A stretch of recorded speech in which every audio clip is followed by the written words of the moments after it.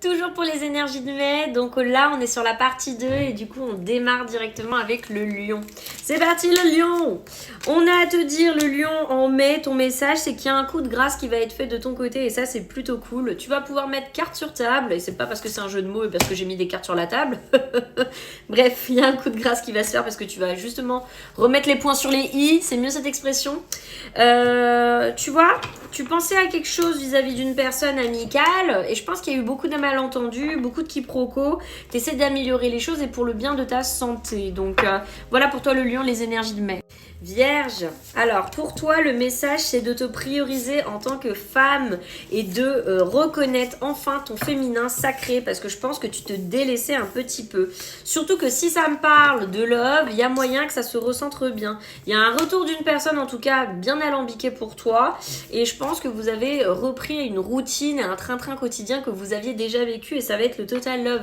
Par contre la période elle est transitoire, ce n'est pas indéfiniment avec cette personne Vierge, il faut vraiment que tu te le mettes en tête.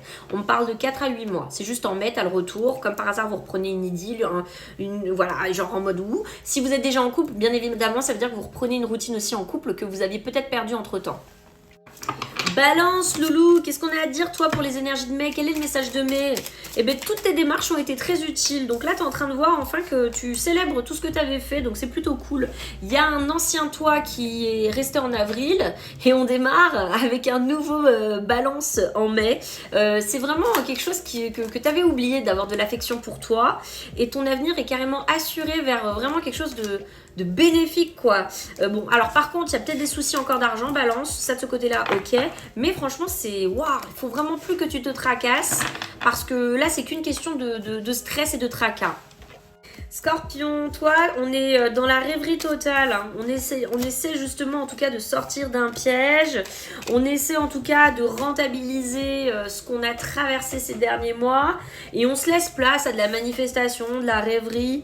On fait fermer des bouches aussi parce que Scorpion est quand même encore sur la défensive au mois de mai. Mais bon, à part ça, à part t'absenter à la rêverie, bah, t'as raison en fait. Hein, puisque c'est comme ça qu'on arrive à se donner des nouveaux axes de vie. Hein. Donc il y a bien quelque chose, un truc qui va se faire mais ça sera pas en mai, c'est genre t'y penses en mai mais ça va se faire plus tard, ça se concrétisera plus tard, donc ça c'est plutôt cool aussi Scorpion.